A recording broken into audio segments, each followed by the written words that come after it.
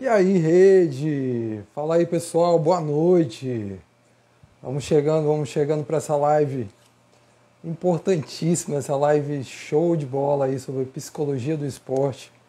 A gente vai falar sobre resiliência, essa palavra que está tão em voga aí, tão presente nos Jogos Olímpicos.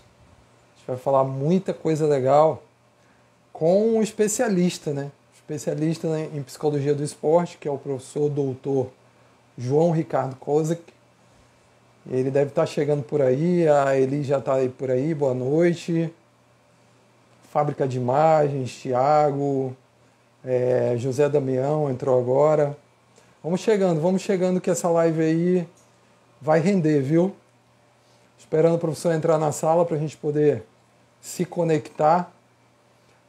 Dizer para vocês do orgulho, né, de receber esse grande professor, pesquisador da área e falar sobre um assunto que é importante demais a gente saber, principalmente quem lida com esporte, seja qual for a modalidade esportiva, individual ou coletiva, do naipe feminino, masculino, a psicologia do esporte hoje está presente, né?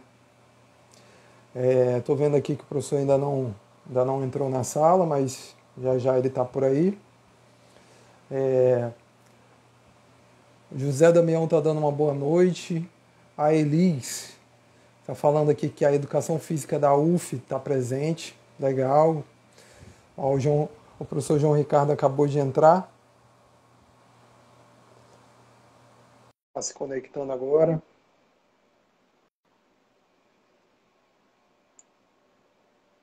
Já ele está aparecendo por aí.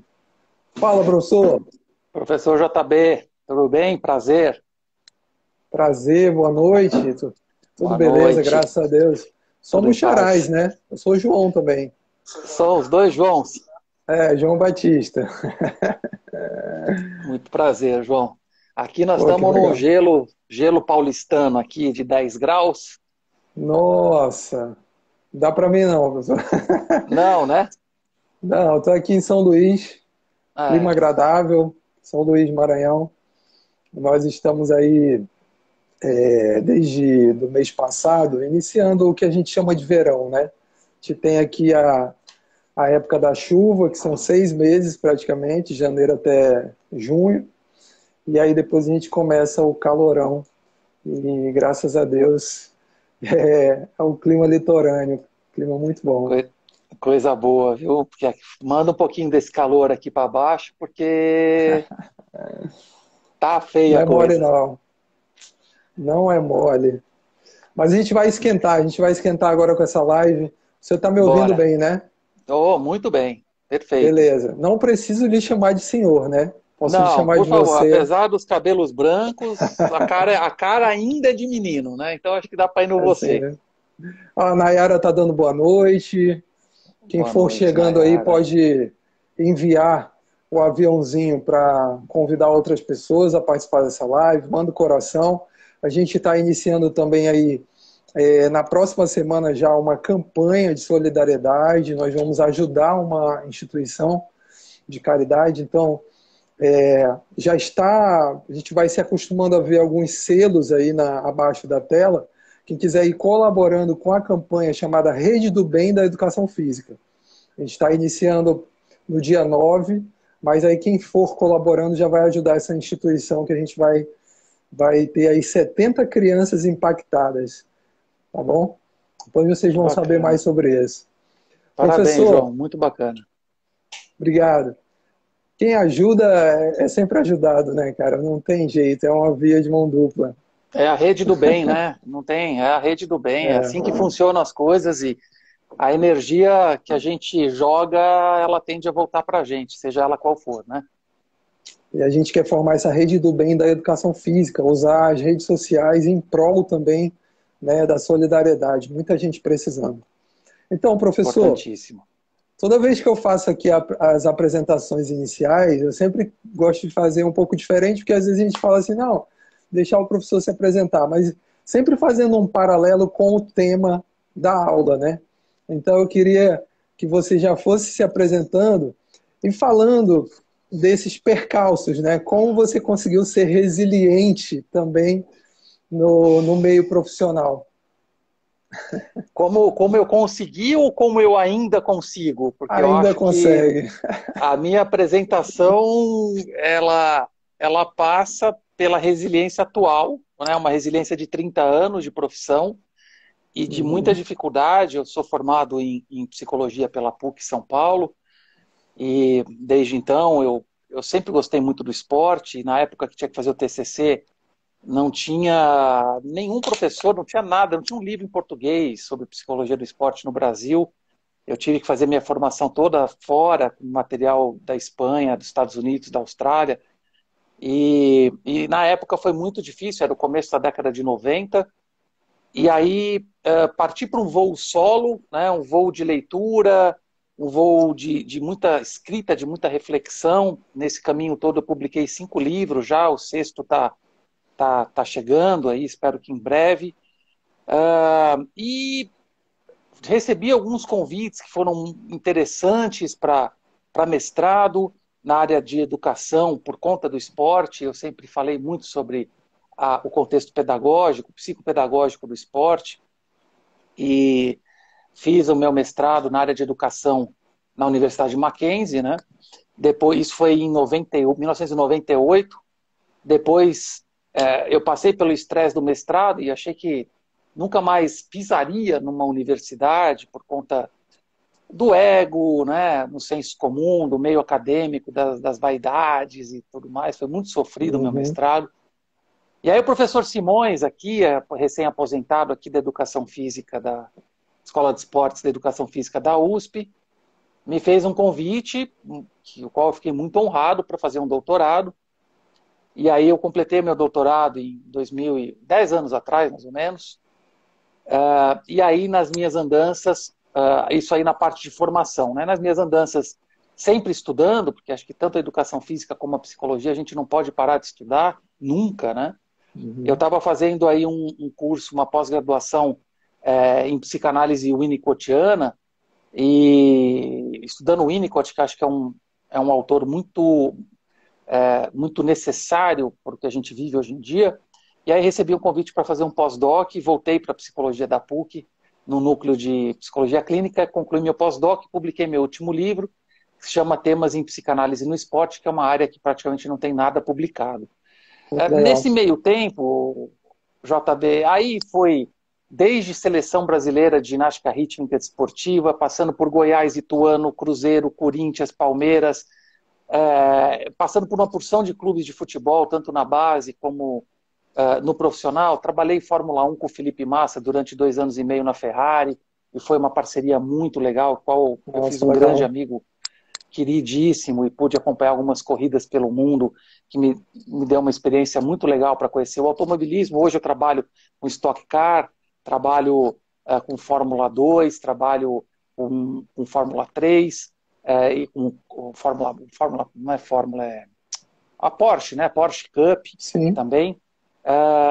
E trabalhei aí nos últimos anos com esportes eletrônicos, que eu entendo Nossa, que também que é uma legal. área muito importante para a educação física se aproximar, Vem porque eu crescendo vejo muito, né? muito, os meninos ficam, sei lá, 14, 15, 16 horas sentados o dia inteiro na frente do computador. Então, tanto a nutrição como a educação física, eu vejo que são áreas muito legais. Eu recebi um convite, o qual me honrou muito, da Confederação Brasileira de Games e Esportes, para ser o coordenador da área de saúde, né, nos esportes aqui na Confederação Brasileira, e representar a GEF, que é a Global Esports Federation, também nesse núcleo de saúde e bem-estar, né? Então, é mais uma área que eu acho importante essa conversa com educação física. 2 meses atrás, eu fiz uma live com a Vanessa, né, uma psicóloga da Bahia, que é educadora física também, e e ela faz um trabalho belíssimo sobre essa aproximação entre mente e corpo no ambiente clínico da psicologia, né? A educação física e a psicologia juntas para o ganho de saúde, né? Saúde global do indivíduo, não só do atleta. Então, Basicamente é isso. Em 92, eu criei a Associação Paulista da Psicologia do Esporte, que vai fazer 30 anos o ano que vem. E dentro Legal. dela, um curso de formação, né, para alunos em graduação e profissionais de educação física e psicologia. A gente já formou mais de 3.500 alunos nesses 30 anos e acho que brevemente essa é um pouco a história da minha, da minha breve carreira. Poxa, que legal. Poxa, e que carreira, né? Diga-se de passagem, um mega currículo. Professor, Não eu queria foi pegar. fácil, JB, não foi nada Pois é, fácil. eu pensei exatamente isso, que a resiliência esteve presente em cada degrau aí.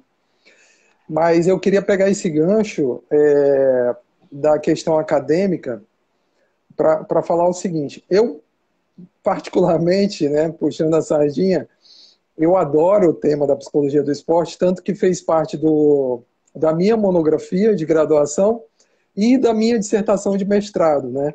Então, eu amo, é um tema que realmente me chama muita atenção. Eu queria falar exatamente sobre isso. Hoje, para a gente poder fazer né? Hoje, como está a psicologia do esporte no meio acadêmico, principalmente nos cursos de graduação de educação física, né? Porque eu me lembro que, década de 90, quando eu fiz a graduação, eu tive a disciplina.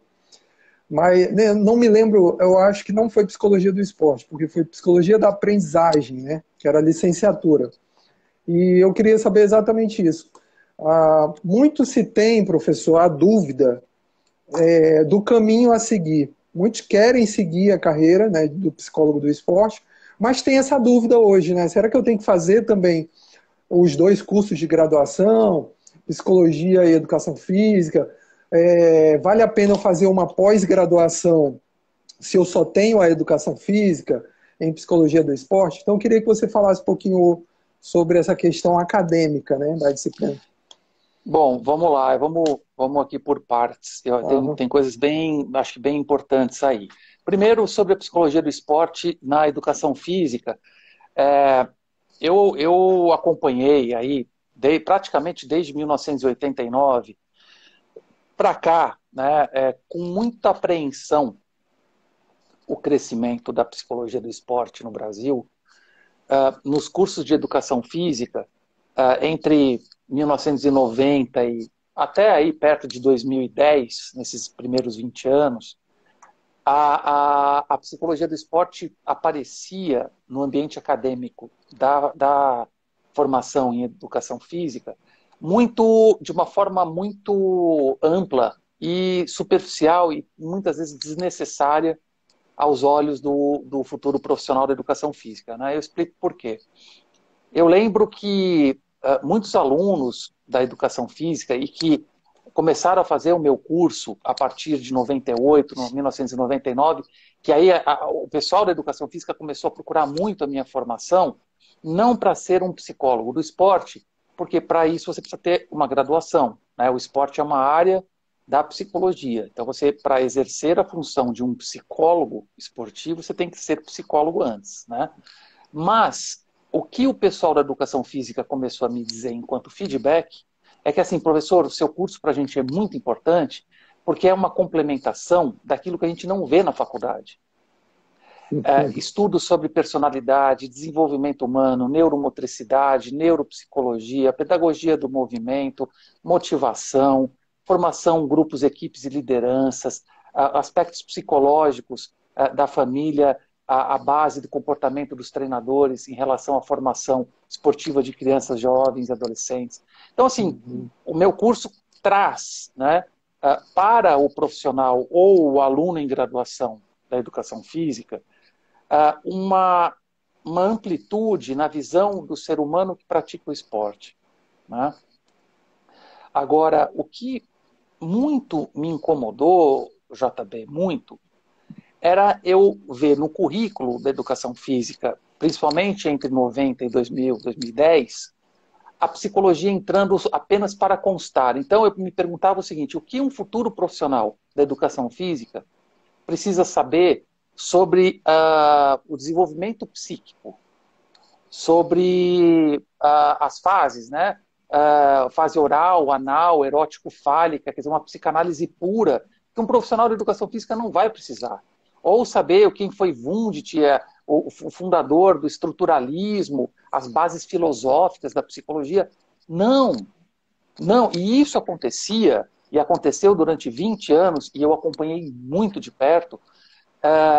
Aconteceu porque eram profissionais que não conheciam nada da psicologia do esporte, que não tinham experiência até hoje, a gente vê isso, infelizmente, são muitos profissionais de livro, e aí cabe uma crítica, sim, minha, porque eu acho que, da mesma forma que o profissional de educação física precisa conhecer de ser humano, precisa conhecer da psicologia do esporte, as suas bases, né, teóricas e práticas, o psicólogo precisa conhecer de esporte, entende? Então, não tem...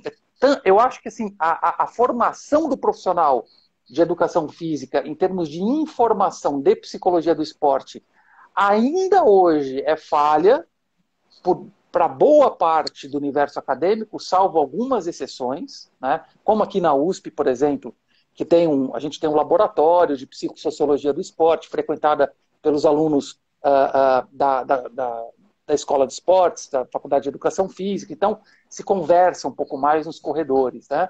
Mas boa parte das faculdades não tem a psicologia do esporte para os futuros psicólogos. É uma eletiva e às vezes dada por uma pessoa absolutamente teórica, que nunca sentiu, como diria o professor Antônio Carlos Simões, aqui, que foi meu orientador de doutorado, que o psicólogo não conhece o cheiro de sabonete do vestiário. Entende? Quer dizer, é entender aonde, é estar aonde o esporte acontece. Então também não adianta. Eu acho que os currículos eles já estão se atualizando à medida que novos profissionais com experiência e conhecimento teórico e prático vão sendo lançados ao mercado, mas ainda acho que, tanto na educação física, a matéria da psicologia, que antes era psicologia, agora passa-se a falar psicologia do esporte, precisa contar com profissionais com um pouco mais de experiência na área e menos leitura de livro. Até porque tem muita coisa, e você, claro, sabe muito bem, que acontece no esporte. A gente pode ler uma coletânea de 35 livros, mas tem coisa que você não vai encontrar no livro, você vai encontrar na experiência do esporte, né? Então, acho que basicamente tem essa reflexão. Acho que na educação física precisa aprofundar mais temas que o profissional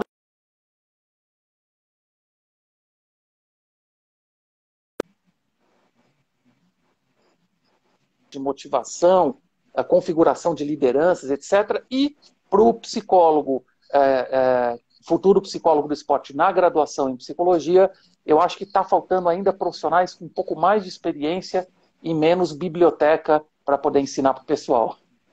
Sim. Professor, para a gente encerrar esse preâmbulo inicial da psicologia do esporte, né, para a gente ver esse contexto, eu queria que você falasse um pouquinho agora, já entrando no tema das Olimpíadas, né, saindo um pouquinho do meio acadêmico, sobre a psicologia do esporte no Brasil, né? Então a gente está vendo aí as equipes, né, nas várias modalidades olímpicas. Tem mudado isso, essa questão da visão multiprofissional? A psicologia do esporte hoje é vista de outra maneira no cenário nacional, diferente de outros países como Estados Unidos e países europeus que isso já é normal, né, para eles, e o quantitativo, inclusive, de psicólogos do esporte nas modalidades é maior. Como que está esse cenário hoje, somente nos esportes olímpicos? Olha, nos esportes olímpicos, pelo que eu acompanho, o comitê, o COB, ele tem se preocupado eles têm um núcleo ali de psicólogos, né, que trabalham, mas eu acho que ainda a gente precisa mais. Eu escuto atletas e vejo o comportamento de atletas, e depois eu vou pesquisar a respeito e vejo que efetivamente não tiveram nenhum apoio. Eu acho que a gente ainda tem que evoluir muito no sentido de perceber, não só pelo pedido de socorro da Simone Biles, da Naomi Osaka e do próprio Djokovic, enfim, em vários ali, e esses pedidos de socorro eles não estão acontecendo agora nesses Jogos Olímpicos. Eu falo que desde que eu comecei a estudar o comportamento humano no esporte, eu escuto esses pedidos de socorro. Desde que vem o advento do esporte empresa, em que o capital passa à frente do elemento humano, eu venho acompanhando esses pedidos de socorro. Então, eu acho que a cada 4 anos a gente evolui um pouquinho mais. No Rio de Janeiro a gente deu um primeiro passo importante. Agora eu percebo, e aí de repente, ganhou a Ana Marcela, ganhou a medalha na maratona aquática. A Carla estava acompanhando ela. A Raíssa ganhou no skate, aí fiquei sabendo que esqueci o nome dela, a Aline, eu acho que é a Aline, estava acompanhando. Então, assim, você começa a ter referências que aparecem ou quando há uma tragédia muito grande, você vai ver se a pessoa tem ou não o acompanhamento, ou quando ela é vitoriosa e a gente vai entender se essa parte também ajudou. E é o que eu costumo dizer, sabe, JB? Eu acho que as pessoas precisam entender que a presença de um trabalho psicológico não é garantia de vitória. Fosse assim, você mandava uma delegação de psicólogo, não precisava nem mandar atleta, manda psicólogo só. Entendeu? Não é, isso não existe. Né? Agora, a ausência desse setor nos esportes pode ser determinante para a derrota. Entende? Então, eu acho que é uma equação que o esporte como um todo no Brasil, e aí quando eu falo esporte como um todo no Brasil, eu digo assim, o futebol é um mundo à parte, o futebol é um continente à parte, é um universo cheio de preconceitos, é um universo cheio de vícios culturais, preconceituosos, ultrapassados, mas que ainda tem diretores jurássicos que insistem em negar a importância da psicologia do esporte. Já no Comitê Olímpico Brasileiro, em outras modalidades que não o futebol, de uma maneira geral, eu vejo um avanço, vejo com bons olhos, e cada vez que eu vejo um atleta falar, e acho que se eu estou aqui falando há quase 30 anos, publicando matérias, né, na Gazeta Esportiva, desde 1997, publicando livros e tal, mas nada, rigorosamente nada, é mais efetivo do que a fala de um atleta expressando a importância desse trabalho. Eu acho que só assim a gente vai conseguir, a duras penas e à custa de muito sofrimento desses atletas, abrir, né, o espaço, colocar a psicologia como uma área, assim como a preparação física, a nutricional, fisioterapêutica, a parte mental. Agora, eu acho que ainda existe preconceito. Eu costumo falar no meu curso, né, JB? Você tem. Eu comecei sempre falando da pirâmide do treinamento esportivo, que é um lado a parte física, o outro lado a parte tática e técnica, e a base a parte mental. O Nelson Rodrigues já dizia na década de 50 que a gente forma atletas com corpos de aço, mas a base de barro. Então aí você quebra a sua consistência de treinamento e de competição. Sim. Agora, você pode ter um quadrado, por exemplo, parte tática, técnica, física e mental.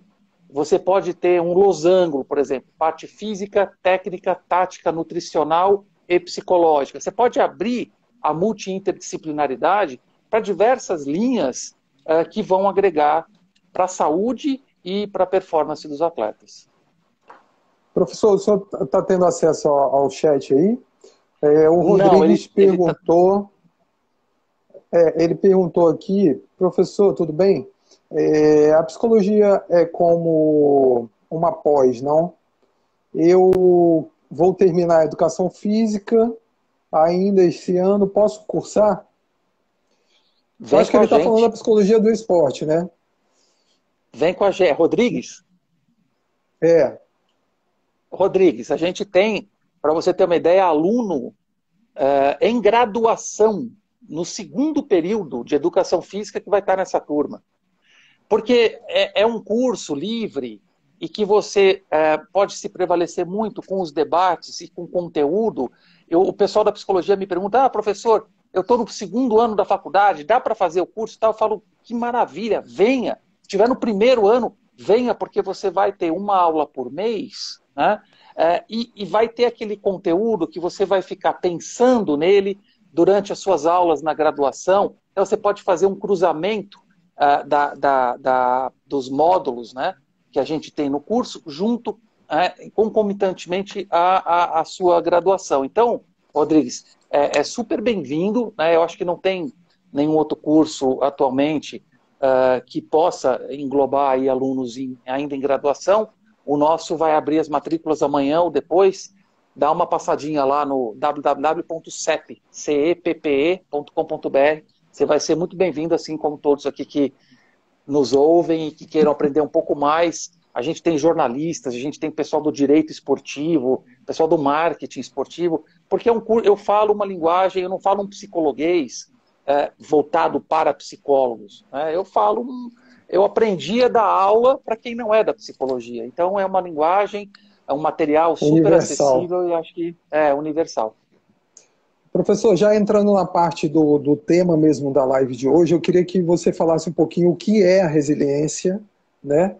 E também já abordando, como você falou, os atletas, eu acho que foi um prato cheio, né?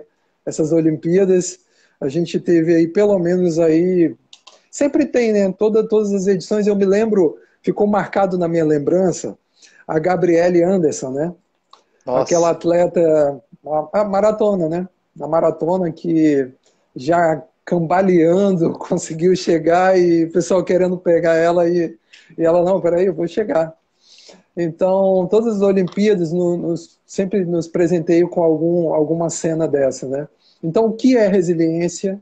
E já emendando também, ela é treinável? Uau! Olha, a ideia que eu tenho de resiliência é muito parecida com a ideia que eu tenho de liderança. Aí eu explico. Eu acho que tem algumas tendências de comportamento que ou você tem minimamente uma semente inata para ser desenvolvida, ou não adianta você ficar insistindo em plantar, plantar, plantar, plantar, regar, regar, regar, e não nasce e não floresce nada. Né? Então eu acho que a resiliência, ela, ela entra numa leitura como uma tendência. Eu acho que o ser humano ele tem uma tendência à resiliência que uns desenvolvem mais, outros desenvolvem menos. Né? A Gabriele Anderson, eu acho que aquilo talvez seja a maior aula de resiliência olímpica, né, de todos os tempos, ela se arrastando na chegada daquela maratona. Mas o que eu vejo, e acho que também tem muito a ver com resiliência, JB, é a possibilidade de você ter um acesso interno a um conjunto de energias, de ativação e de motivação. Né? Motivação é o que dá a motilidade, é o que dá o movimento à sua ativação. E acho que a resiliência tem muito a ver com isso, que é você conseguir acessar internamente uma força que às vezes nem você sabe que tem. Né? Eu quero fazer um paralelo entre dois fatos, né, recentes agora, que aconteceram nos Jogos Olímpicos, e que eu acho que dão essa dimensão, né, do que a gente está conversando. Eu quero trazer algo que me preocupou demais, e realmente me calou muito fundo hoje, durante o dia, que foi a atitude do Alisson ontem. Eu fiquei muito preocupado com o rapaz, de verdade, não o reconheci em quadra, ele sempre foi um leão dentro da quadra, e ontem ele só olhava para baixo, depois que ele fez 2 ou 3 erros, principalmente cometidos por ele, no primeiro set contra a dupla da Letônia. E eu quero fazer o paralelo daquela imagem, o pessoal que assistiu deve lembrar, com a imagem do vôlei feminino hoje, principalmente da Rosa Maria. Você vê como que a resiliência, ela é a capacidade de você amortecer um golpe e apesar do golpe, seguir em frente lutando. A Rosa Maria hoje, eu falei, meu Deus do céu, que heroína, né? Que maravilhosa, cara. Que ela tomou a frente daquele jogo contra a Rússia e assim, era ruim da gente perder aquele jogo hoje, porque você olhava no olho dela e ela contagiando as outras, até arrepio de lembrar aqui, cara. Eu nunca mais vou esquecer disso. A partida que ela fez hoje é uma partida para colocar em livro, é para colocar um pôster na parede, entendeu? E o que o Alisson fez ontem foi a anti-resiliência. O que o Alisson fez ontem foi digno de preocupação. Parece que Porque, já assim, entrou derrotado, né? Na verdade, o que transparece ali é um problema interno da dupla, né? Como é uma dupla, né? Se eu não posso confiar no quem está do meu lado, basicamente, né? Agora, exato. ele poderia, pelo menos assim, já que eu não estou confiando no meu parceiro, mas eu vou dar tudo de mim, então, né? Vou dar em dobro. O que Então, transparece é isso, é um problema ali da dupla, interno mesmo. Fica muito só pode visível ser, né? isso. Eles não conversavam, eles mal se Aham, olhavam. Teve uma hora que ele foi cumprimentar, o Alisson de costas deixou a mão. Quer dizer, sim. sabe? Falta de Então, confiança, né? Assim, total. Então, assim, a gente não sabe exatamente o que é. aconteceu, só eles dois sabem. Mas o que a gente enxerga é que, apesar das dificuldades, e a gente está falando de resiliência, apesar de toda e qualquer dificuldade que possa ter havido ou que esteja havendo entre os dois, não houve uma somatória na dupla para um comportamento resiliente de um terceiro jogador, representado pela união dos dois. Ou seja, o que a gente viu foi a não resiliência, foi a desistência absolutamente precoce e que se entenda por conta de, pelo que a gente viu, né? O primeiro set ia bem e de repente 2 ou 3 erros parece que foram o que resultou, né, na queda de performance do Alisson, e aí eu acho que tudo veio à tona. Mas eu acho que a gente deve ficar com o exemplo de resiliência que a seleção feminina mostrou hoje, sob a liderança absoluta, a liderança talvez não em termos técnicos, mas a liderança comportamental da Rosa Maria hoje foi algo que a gente precisa considerar e precisa aprender. E acho que é isso, muitas vezes, que tanto a mídia esportiva como a população do país espera dos seus atletas. Esse comportamento, a gente podia ter perdido da Rússia hoje, mas eu tenho certeza que não ia ninguém reclamar, porque a postura, a proatividade e a atribuição de importância e valor para aquele momento era visível, né? Então, acho que a resiliência, ela mora muito perto da motivação. Legal. A Carla Pontes está questionando aqui, A minha mana, que ela ficou é minha mana. chocada com o comportamento do boxeador inglês que não recebeu bem a medalha de prata. Ela quer. O que você Pois é. acha disso? Então, JB, eu acho Envolve até uma lamentável, questão ética, né? né? Do esporte, né? Eu, A ética. e eu acho lamentável isso acontecer. Por sorte, durante todas as Olimpíadas, esse foi o único, né? Pelo menos que expressou internacionalmente a sua raiva, né, de ter recebido a medalha de prata. Agora, eu acho que uma pessoa que age assim, essa pessoa ela não conhece o esporte. Eu fico impressionado de como uma pessoa que age dessa maneira se associou ao esporte enquanto um modelo de vida. Porque o esporte é o anti-isso que esse atleta do boxe inglês fez. A gente vê muito isso no futebol. Os jogadores, quando perdem uma final e vão receber a medalha, eles tiram a medalha, baixam a cabeça, põem no bolso e sabe? E eu entendo que o esporte, pô, um vai vencer. Se não foi você ali, você está consciente que você fez o seu melhor, você treinou, você deu o seu máximo, se orgulhe. Eu acho que isso falta.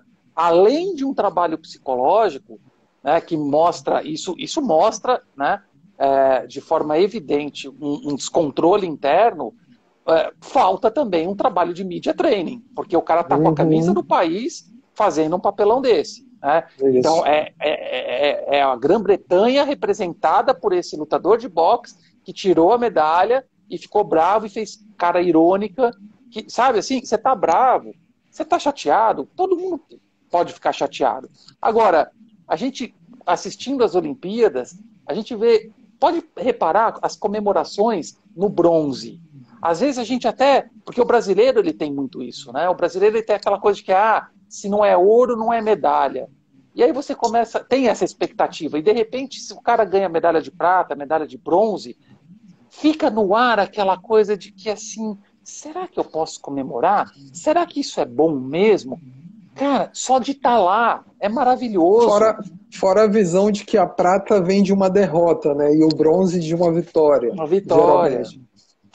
Então, eu acho que, assim, são valores, e o valor olímpico, se você... Eu acho que, assim, o grande Barão de Coubertin, que foi um visionário, né, à frente, ele só estava bem errado. E o Barão, estiver ouvindo aí, Barãozinho, onde é que você estiver?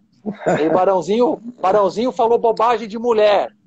Falou que as mulheres tinham que ficar endeusando os homens durante a prática do esporte. Barãozinho, acorda, hein?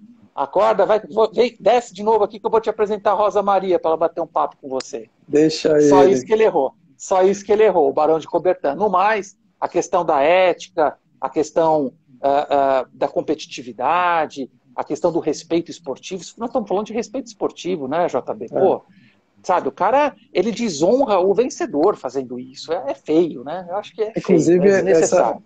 Inclusive o olimpismo, que é tudo isso que você está falando, deveria ser tratado de forma pedagógica nas aulas de educação física na escola.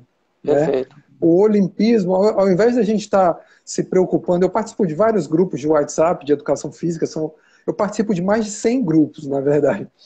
E o que eu vejo muito assim, tem algum projeto de Olimpíada? Alguém pode me ajudar? Em vez de você estar se preocupando só com um projetinho para dar conta para a coordenadora, por que não trabalhar temáticas realmente que valem a pena, né? Como, por exemplo, o Fair Play, o Olimpismo e entre outros. Mas eu queria, porque a gente está correndo aqui, professor, com o tempo. Eu estou de olho aqui no relógio para a gente poder cumprir a 1 hora de live. Eu queria que você falasse um pouquinho sobre as características de um atleta resiliente. Né? Então, a gente falou ainda agora uma delas, né, que é a tolerância à dor.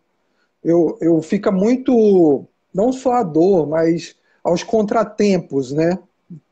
Me lembro muito do Vanderlei Cordeiro.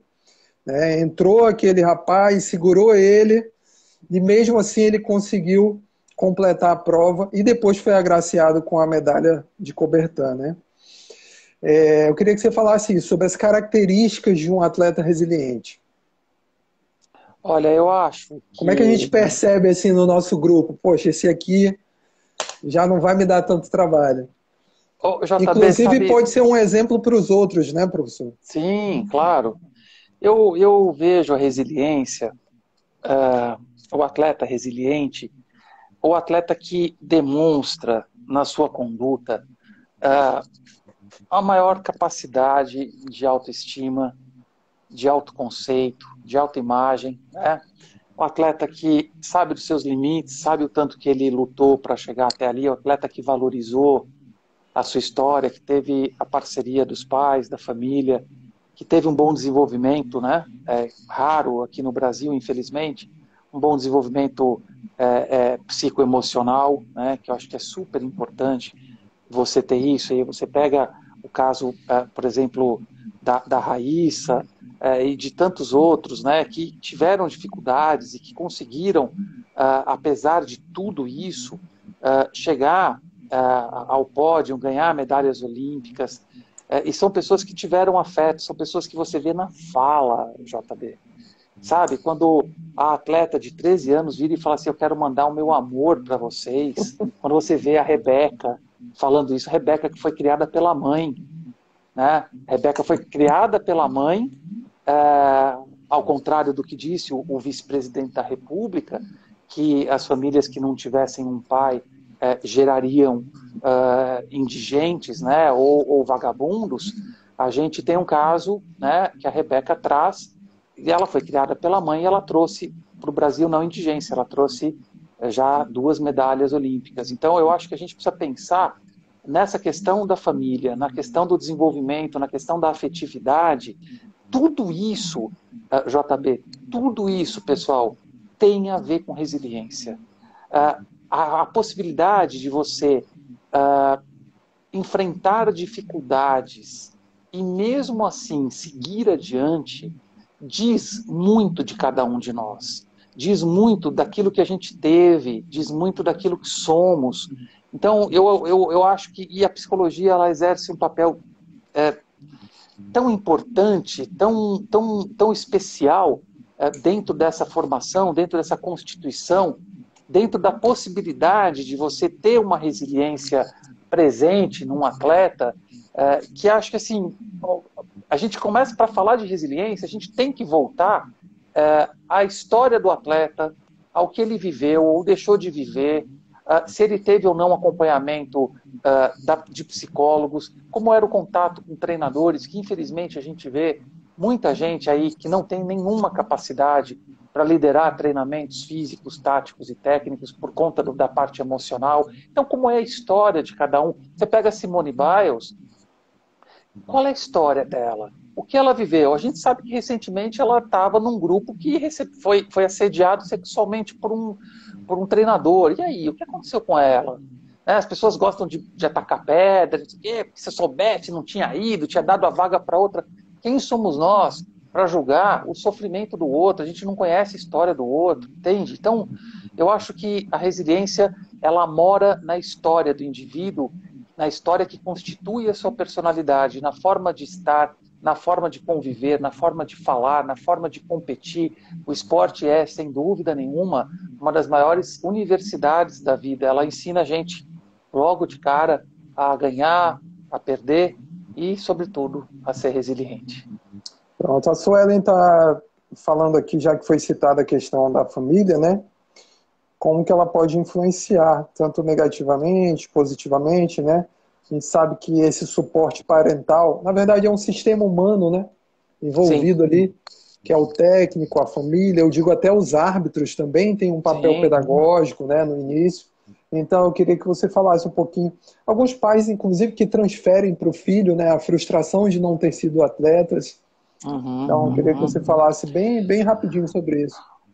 Suelen, eu acho o seguinte, eu me ocupo muito em trabalhar, em estudar, pesquisar a fundo as relações familiares com os atletas, até porque é o meu trabalho, eu atendo muita criança, atendo muito pré-adolescente, então eu estou a todo momento conversando com os pais, né? Eu estou atendendo alguns atletas de fora do país, brasileiros que moram em outros lugares do país, e que são atletas de 11, 12, 13 anos, volta e meia eu tenho que chamar sessão com os pais. Então eu acho que existe uma ideia que traz o Winnicott, né? O Winnicott, enfim, da psicanálise, que ele fala do partager, né? O sharing, que é o compartilhar o trabalho com os pais. E acho que quando a gente trabalha com crianças, com jovens, a gente tem que compartilhar também essa evolução, essa participação com os pais. Eu acho que vejo muito pais projetando desejos frustrados nos filhos,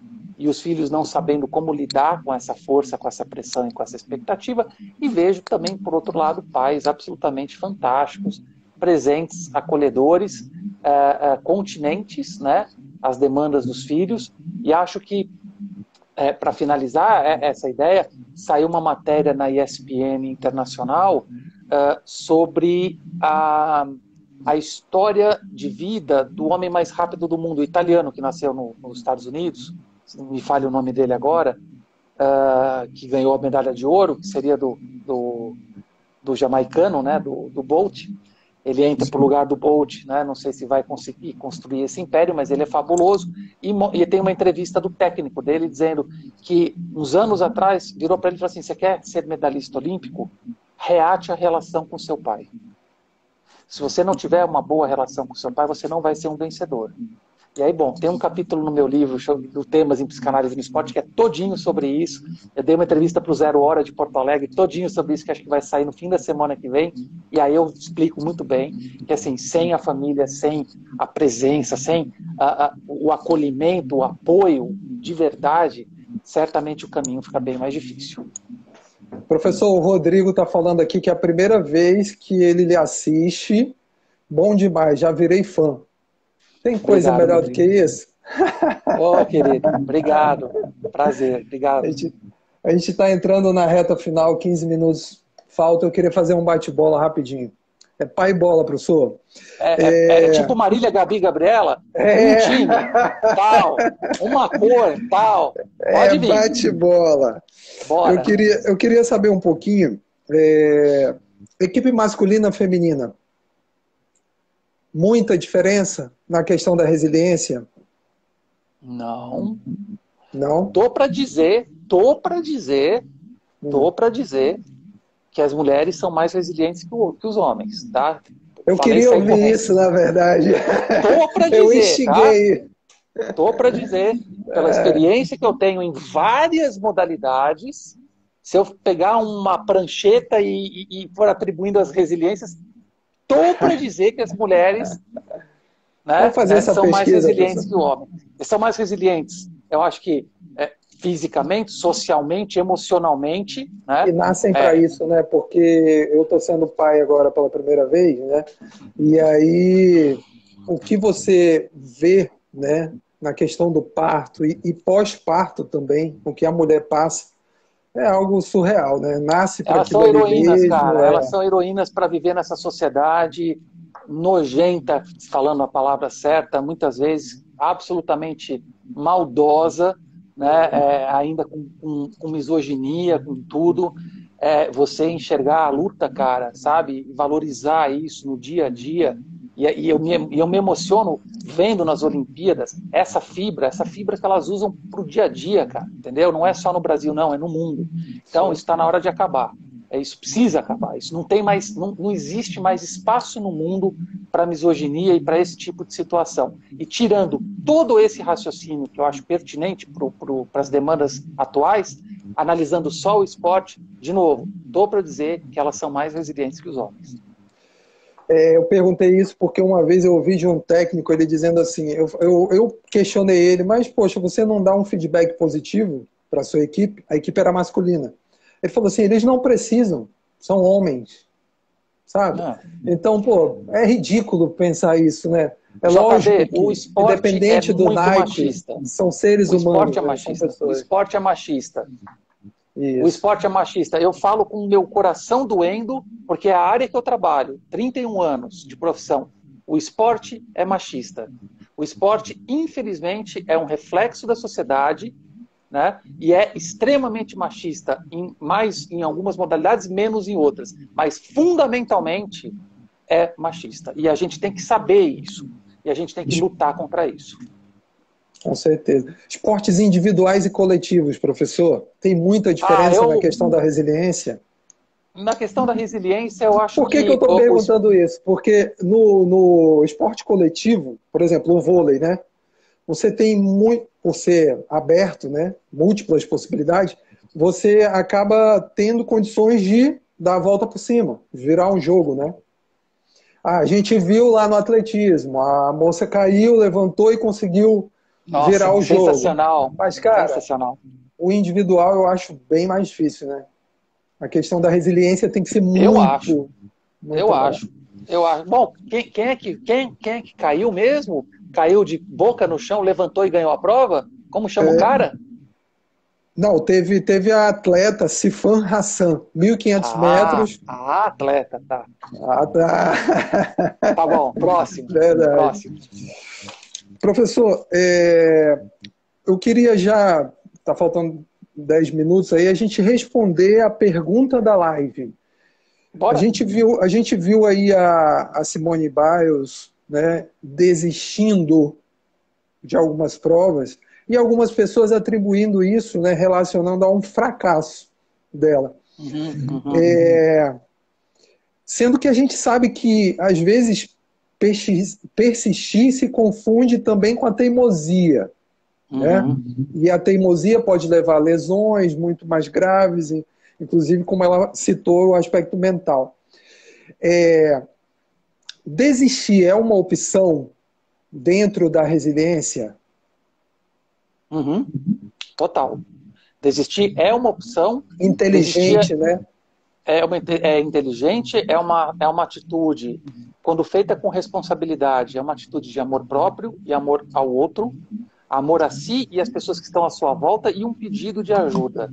E aqui vale um adendo. Para você pedir ajuda, você precisa ter força para isso. Você tem que ter resiliência, inclusive para pedir ajuda. Né? Então, eu desconsidero as críticas que a Simone Biles recebeu, porque as críticas que ela recebeu normalmente vêm daquela esfera que eu não gosto muito de considerar, mas que existe muito no campo social e no campo esportivo, e quero olhar e ouvir o ser humano.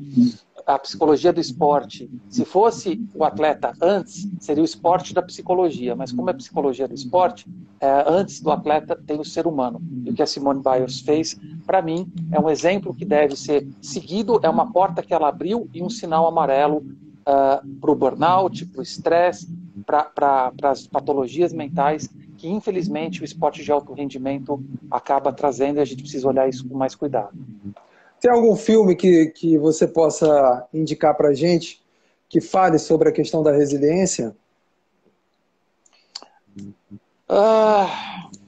Eu gosto muito de um filme do Al Pacino que se chama Um Domingo Qualquer, Any Given Sunday, que ele é um técnico de futebol americano e a equipe dele passa por problemas, ele passa por problemas e ele tem um discurso dentro do vestiário maravilhoso, no intervalo de uma partida que é fundamental, capital para a equipe dele. A Cameron Diaz é a CEO do time, né? É muito legal o filme. Procurem por Um Domingo Qualquer, Any Given Sunday. É um filme longo, mas é uma obra de arte do esporte nas telinhas de cinema. Eu gosto muito, não é muito sobre o esporte, mas tem um pedacinho lá que fala sobre o esporte, que é A Procura da Felicidade, né? Então, naquela cena que o menino está jogando basquete, que ele fala uma frase que é linda, aquela frase. Eu gosto muito de Um Sonho Possível também, que é com a Sandra Bullock. Devo ter assistido, eu não me lembro. Como é que é a história? Ela praticamente adota um rapaz, um grandão. É lindo moreno, esse filme, grandão. Lindo esse filme, lindo, Um Sonho lindo, Possível, lindo. é lindo. Lindo, Muito legal. lindo. Professor, livro? Algum livro o senhor indicaria sobre resiliência? Livro sobre resiliência. Leia um livro que se chama Flow. Flow.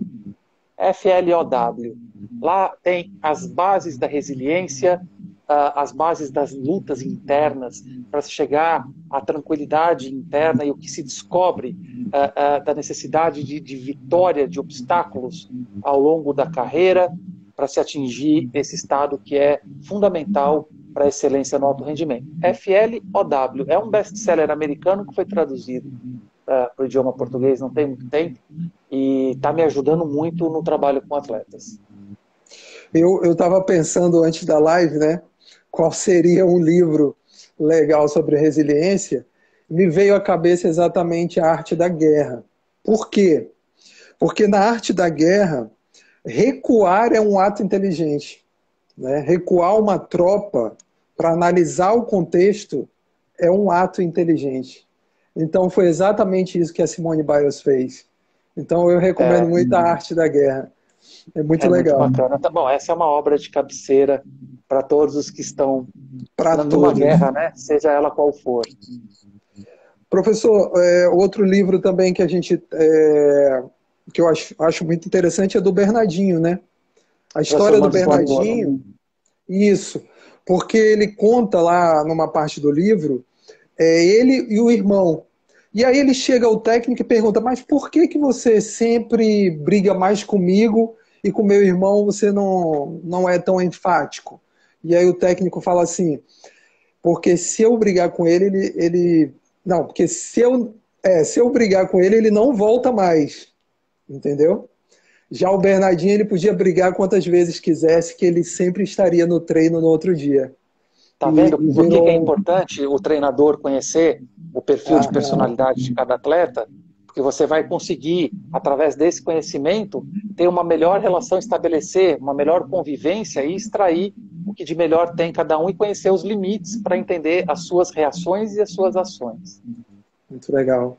Professor, eu vou dedicar aí os últimos minutos para que você possa finalizar a nossa live, agradecer e falar o que você quiser.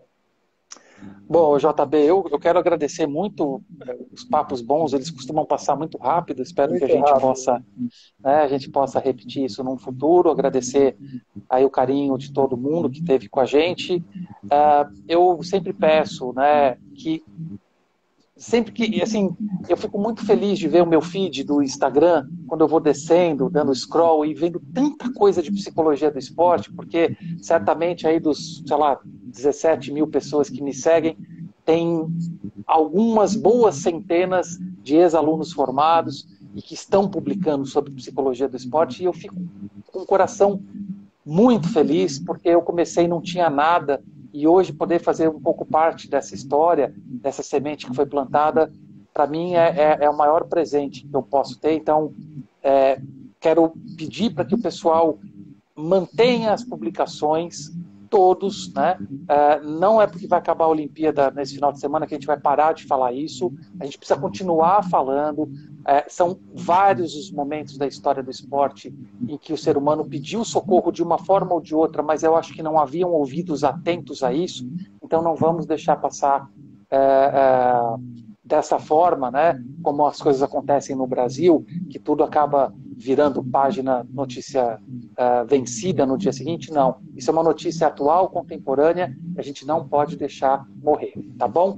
Pessoal, queridos, obrigado, adorei, JB, prazerzão te conhecer, conte sempre com a gente da Associação Paulista aqui em São Paulo, e quem sabe aí, quando essa pandemia der um tempo, a gente consegue fazer um super evento aí, Norte-Sul, para a gente reunir essa moçada linda aí que nos acompanha e a gente possa falar um pouco de esporte e psicologia.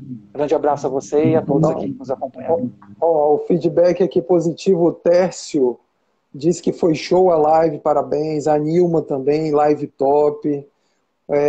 O José Damião parabenizando. Várias pessoas aqui parabenizando. E mantivemos um nível bom de pessoas assistindo.